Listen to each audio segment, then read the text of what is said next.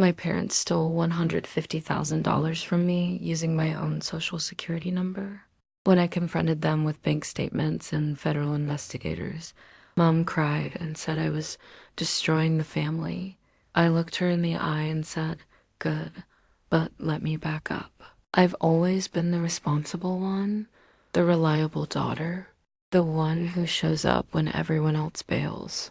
While my brother Jake was partying through his third attempt at community college on Mom and Dad's dime, I worked double shifts at the hospital to pay for nursing school.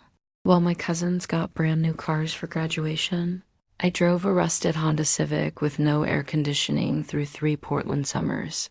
For 15 years, I've been the family ATM.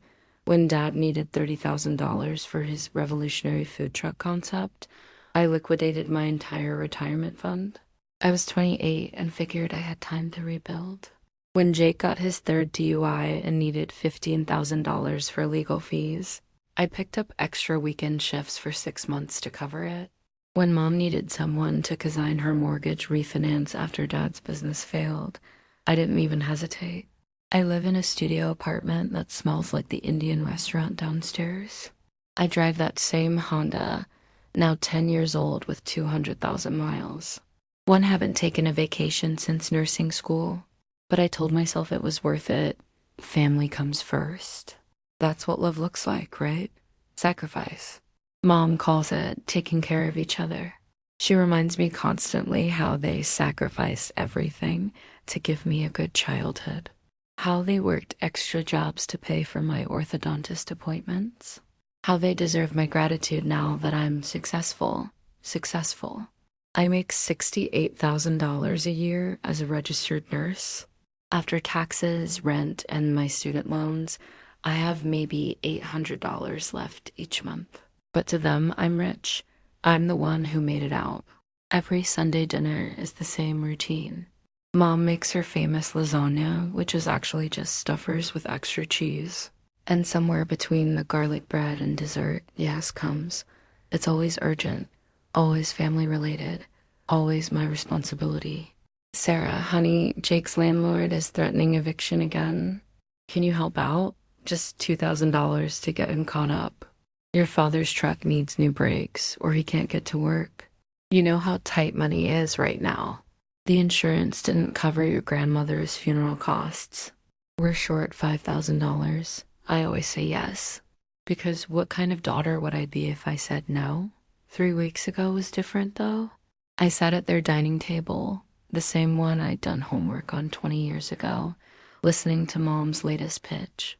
"It's Jake's big break," she said, her voice taking on that breathless excitement she gets when she's really selling something. "This business partner wants to invest in his app idea. You remember the one where people can rate their Uber drivers' music playlists?" I didn't remember Jake mentioning any app, but I nodded. He just needs $8,000 to quit his job and focus full time. 6 months, and he'll pay you back with interest. Jake was smirking at his phone, not even pretending to pay attention. Dad kept glancing toward the kitchen, distracted. Something felt off. "What happened to the food truck money?" I asked. "Dad, didn't you say that was going to revolutionize street food in Portland?" Dad's face went red. "Market conditions changed. Food trucks are oversaturated now. This app thing, though, that's the future. Since when do you know anything about apps?" I kept my voice light, but I was genuinely curious. Dad still calls me to help him send emails. Jake explained it all to us. Mom jumped in. "It's very technical, but the profit potential is enormous." "Right, Jake?" Jake looked up from his phone long enough to shrug. "Yeah, sure. It's gonna be huge." I excused myself to use the bathroom and noticed Jake's backpack on the hallway floor unzipped. Inside, I could see a thick stack of what looked like official documents, credit card statements, bank papers. My name was visible on several. My heart started beating faster. I told myself I was being paranoid, but I took a picture with my phone anyway. That night, I couldn't sleep. I kept staring at that blurry photo, trying to make out the details. Why would Jake have papers with my name on them? The next morning, Monday, I got the call. "Miss Chun?" This is Rebecca from Wells Fargo Fraud Prevention. We've flagged some suspicious activity on accounts associated with your social security number. Do you have time to review some charges with me? I was getting ready for my shift at Portland General.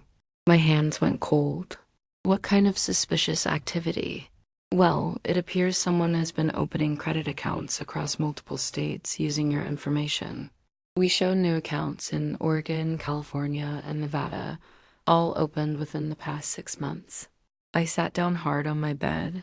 I haven't opened any new accounts. I suspected as much. The spending patterns are also unusual. Large cash advances, gambling websites, luxury purchases that don't match your historical behavior. We're looking at approximately $45,000 in fraudulent charges across 4 cards. The room started spinning. 4 cards? I only have 1 credit card. According to our records, you have a Visa, a MasterCard, and 2 American Express accounts, all showing recent activity. I called in sick to work. This couldn't wait. At the bank, Rebecca Chun, no relation, but she made a point of mentioning our shared last name, spread out printouts across her desk. The evidence was devastating. Someone had opened accounts using my social security number, my mother's maiden name, and my childhood address. They knew my first pet's name, my high school mascot, all the security question answers I'd been using since I was 18. The applications all list different phone numbers, Rebecca explained, but the billing addresses are interesting. Look at this. She showed me 3 different addresses. One was my parents' house. One was Jake's apartment. The third was a PO box I'd never heard of. Whoever did this had access to your personal information and your mail, she said. This level of identity theft usually comes from someone close to the victim. The word victim hit me like a slap. I'd never thought of myself that way. That evening, instead of going to my parents' house for a usual Monday dinner, I sat in my car outside Jake's apartment building. I needed to think. I needed to process what I'd learned. Around 8 p.m., Jake came out with 2 guys I didn't recognize. They were laughing about something, and one of them was counting cash, a lot of cash. I followed them to a sports bar downtown. Through the window, I watched Jake buy round after round for everyone. He was flashing a credit card I'd never seen before. A black card, the kind that requires excellent credit and high income. Jake works part-time at a GameStop. There's no way he qualified for that card legitimately. I took pictures. I don't know why, but something told me I'd need evidence. The next day, I called my friend Kevin from nursing school. He works in hospital administration now, but he's always been the practical one. The one who spots problems before they become disasters. You need to pull your credit report immediately, he said after I explained what the bank had told me. All 3 bureaus. And you need to file police reports for identity theft. It might not be them, I said, even though I didn't believe it anymore. It could be anyone who had access to my information. Sarah. His voice was gentle but firm. You know, it's them. You've known for years that they take advantage of you financially. This is just the next level. That hurt because it was true. I'd always told myself the loans were voluntary, that I was choosing to help my family, that looking back, there had never really been a choice, had there? Every request came with guilt, manipulation, and the threat of being cut off from the family if I said no. I spent that afternoon at home, printing credit reports and making lists. The scope was staggering.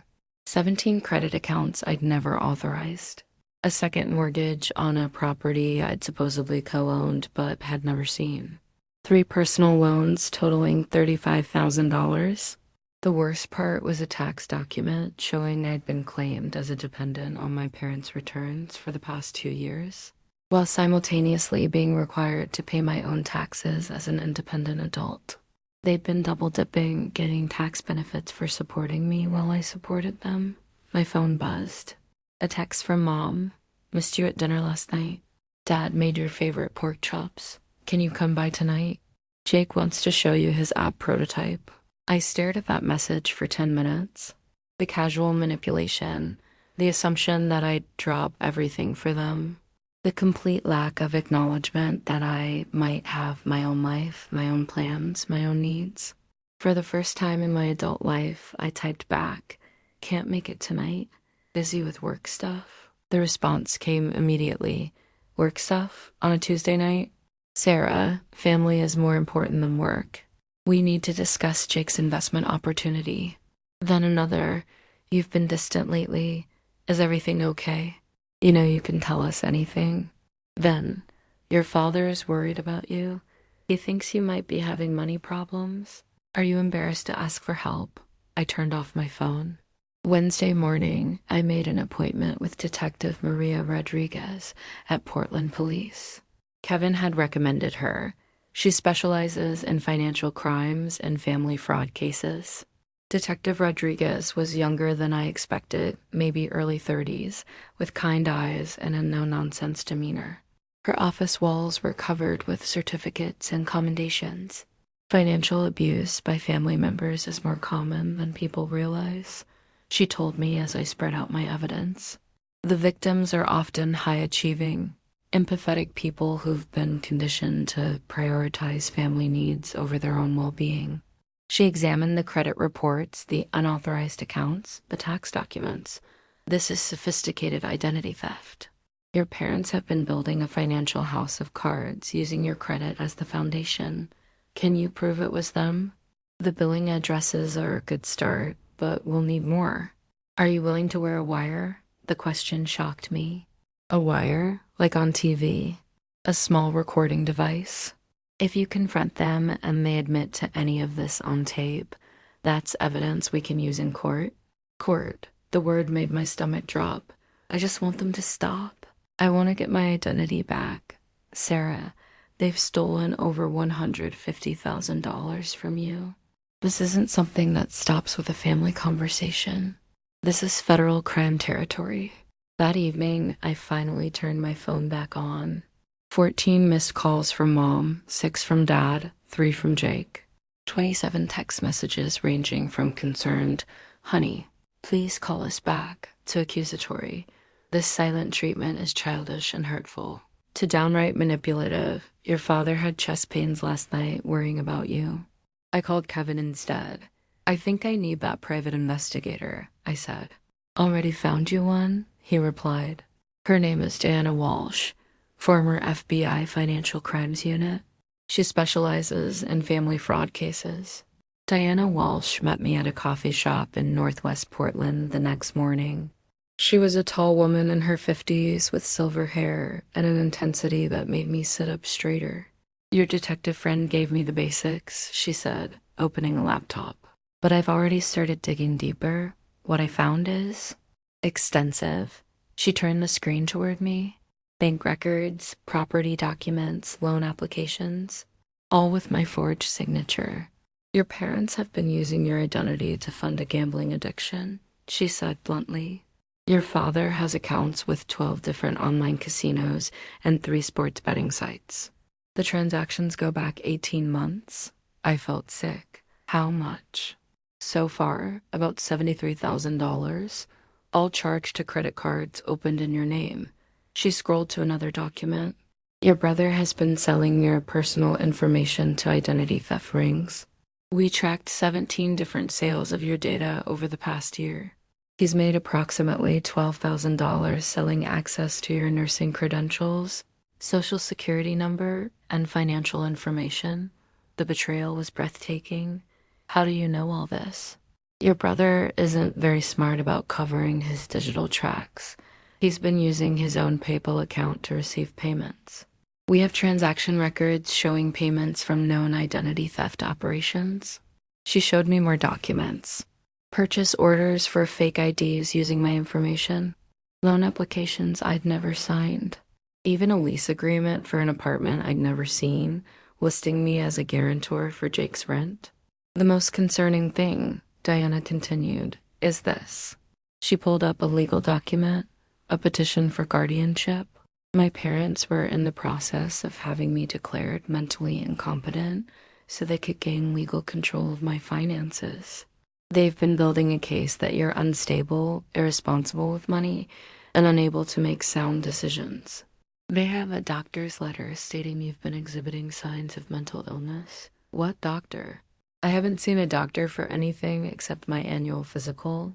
Dr. Robert Chan, your uncle. He's signed affidavits stating you've been exhibiting paranoid delusions and financial irresponsibility. My father's brother, a family practitioner who'd never treated me for anything, who I'd seen maybe 5 times in the past decade. The conspiracy was bigger than I'd imagined.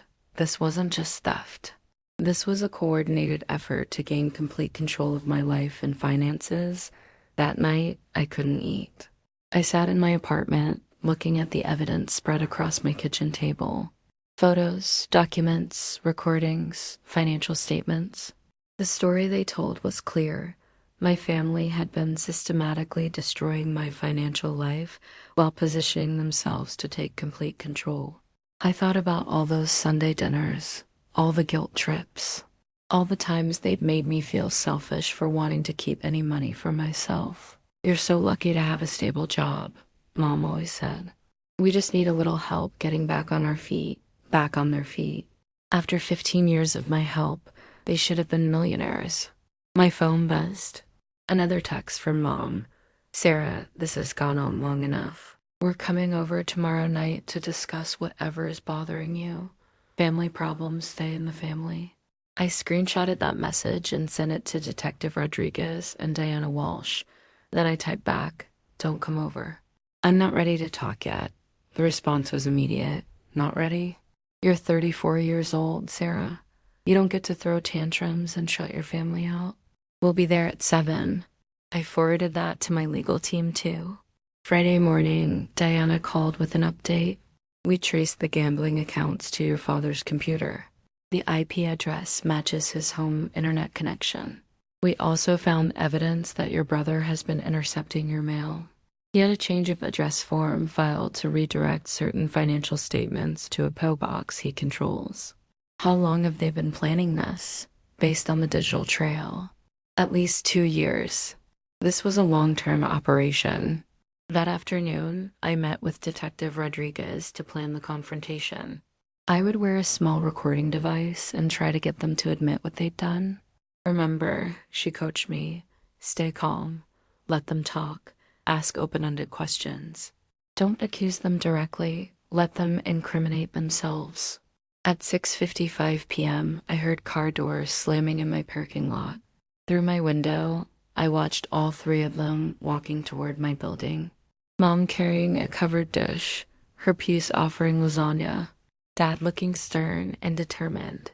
Jake looking annoyed like this was an inconvenience. The recording device felt huge under my shirt, even though Diana had assured me it was virtually invisible. They knocked on my door like they owned the place. 3 sharp raps, then Mom's voice. Sarah, honey, open up. We brought dinner. I opened the door and stepped aside to let them in. Mom immediately went to my kitchen and started unpacking food, claiming space like she always did. Dad sat heavily on my couch and picked up my remote control. Jake went straight to my refrigerator and grabbed a beer, my home, my space. But somehow, within 30 seconds, I felt like the guest. So, Mom said, her voice artificially bright, what's this about? You've been acting strange all week. I've been thinking about money, I said carefully, about all the loans I've given over the years. Dad's face tightened almost imperceptibly. You having regrets after everything we've done for you? Not regrets, questions like what happened to the food truck money. I told you market conditions changed. What about Jake's app? Did that business partner come through? Jake looked up from his phone for the first time. Still working on it? These things take time. How much time? I'm asking because I might need some money back.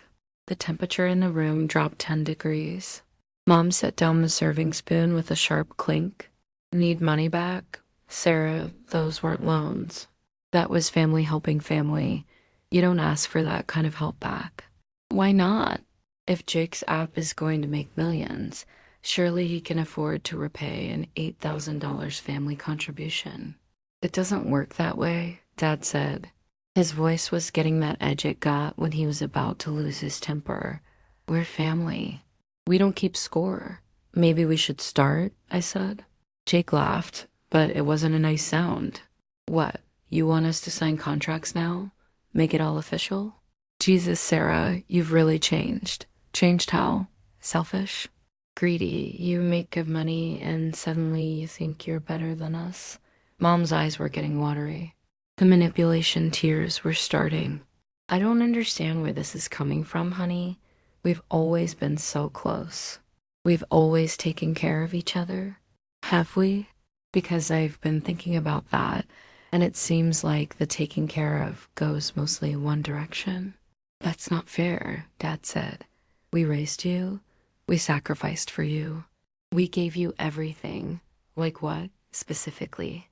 They exchanged glances. That quick, guilty look that confirmed everything I suspected. College, Mom said finally. I paid for my own college. With loans and work study. Your car. I bought my own car when I was 22. Your childhood. A roof over your head. Food on the table. That's called being parents. That's not something children owe you for decades later. Jake stood up abruptly. This is bullshit. You want to play accountant? Fine. Let's talk about what you owe us. What I owe you? Rent for starters. All those years living at home after high school while you went to community college, groceries, car insurance, health insurance, hell you were 26. I stared at him. You want me to pay you back for health insurance that's legally required to be provided to children? We're just saying, Mom interrupted, that family goes both ways. You can't just take and then act like you don't owe anything back. The irony was breathtaking, but I stayed calm. You're right, I said. Family should go both ways. So when were you planning to tell me about the credit cards you opened in my name? The silence was deafening. Dad recovered first. What are you talking about? The Wells Fargo Visa, the Chase MasterCard, the 2 American Express cards. All opened using my social security number without my permission. Mom's face went white. Jake suddenly became very interested in his phone again. That's ridiculous, Dad said, but his voice was shaky. Why would we do something like that? I don't know. Why would you?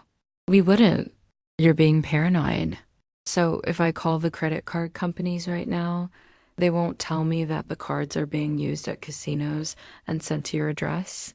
The pause was answer enough. Sarah, Mom said, her voice pleading, you have to understand. We were desperate. The house payment, your father's medical bills, Jake's legal problems. We were going to pay it all back. There it was. The admission. With what money? When Jake's app takes off? When your father's situation improves? When things get better? Things have been about to get better for 15 years. Meanwhile, you've destroyed my credit. We haven't destroyed anything, Jake said angrily. We've been managing it. Do you have any idea how much money we've saved you in interest by consolidating your debts? I almost laughed. My debts? I didn't create these debts. You did when you moved out and stopped contributing to the family, Dad said. We've been covering your share of family expenses for years. This is just a different way of handling it. The gaslighting was incredible. They were making me responsible for debts they'd created by stealing my identity. What about the guardianship petition? Another silence. The what? Mom asked, but her acting had gotten worse. Uncle Robert's letter saying I'm mentally incompetent. Your petition to take control of my finances because I'm having delusions? Oh, honey, Mom said, and the tears were real now. We're worried about you. You've been acting so strange, so suspicious. Uncle Robert thinks you might be having a breakdown. A breakdown because I found out my family has been stealing from me. We're not stealing. Dad exploded. We're managing. You're too trusting, too naive. Do you have any idea how many people would take advantage of someone like you? At least when we handle your money, it stays in the family. It doesn't stay anywhere. You've gambled away over $70,000 of money stolen from me. Dad's face went red. How do you know about that? Because I hired investigators and lawyers. And I have evidence of everything you've done. The room erupted. Mom started crying in earnest. Dad started yelling about betrayal and family loyalty. Jake started threatening to sue me for harassment. But I felt calm for the first time in weeks, clear, strong. I'm done, I said quietly, and somehow that cut through all the noise. Done with what? Mom asked through her tears. Done being stolen from, done being manipulated, done pretending this is what family looks like. I walked to my door and opened it. I need you to leave. Sarah, please, Mom begged. We can work this out. We can make a payment plan. With what money? You don't have any money. You've been living on money stolen from me. Don't be dramatic, Dad said. We'll figure something out.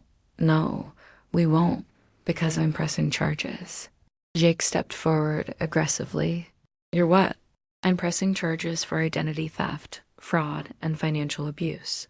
The FBI is already involved. You called the FBI on your own family? Mom's voice was horrified. I called the FBI on people who committed federal crimes against me. Dad was turning purple. After everything we've done for you, this is how you repay us? Everything you've done for me? You've stolen $150,000 from me. You've destroyed my credit. You were trying to have me declared incompetent so you could steal more. What exactly have you done for me? We're your family, Mom screamed. Family doesn't steal from each other. They didn't leave voluntarily. I had to call building security to escort them out. But before they left, Jake turned back and said, You'll regret this. When you're old and alone with no one who cares about you, you'll regret choosing money over family. I looked him in the eye and said, I'm choosing myself over people who were destroying me. I should have done it years ago. The next morning, I met with Detective Rodriguez to turn over the recording and plan the arrests. The evidence was overwhelming, not just what they'd admitted to, but the paper trail Diana had uncovered. Within a week, warrants were issued. Dad was charged with identity theft, wire fraud, and gambling with stolen funds. Mom was charged as an accessory and for filing false legal documents. Jake faced federal charges for trafficking stolen identity information. Uncle Robert lost his medical license for filing false psychiatric evaluations. The house of cards collapsed quickly after that. Without my stolen money propping them up, their real financial situation became clear. The house went into foreclosure. Dad's truck was repossessed. Jake had to move back in with them just as they were losing their home. But the most satisfying moment came 6 months later. I was at my new apartment, a real one-bedroom in a good neighborhood that I could afford because I wasn't supporting 3 adults anymore. I was making coffee on a Saturday morning when my phone buzzed. A text from Jake, I hope you're happy. Mom and Dad are living in a motel room. They can't afford groceries. Dad had a heart attack from the stress, but sure, you got your money back. I screenshotted the message and sent it to my therapist. Then I blocked his number. That afternoon, I got a call from my aunt, Dad's sister. She'd heard about the arrests from Uncle Robert. I wanted to thank you, she said. Thank me for having the courage to stop them. They've been doing this to family members for years. My daughter, my ex-husband, even Robert's kids. But you're the first person who fought back. It turns out I wasn't their only victim. I was just their most reliable one. Today, a year later, I'm finishing my nurse practitioner degree. I'm using the money I recovered through insurance claims and legal action. I have savings again. I'm dating someone kind who doesn't ask me for money. I've learned to say no without guilt. My parents are still in that motel.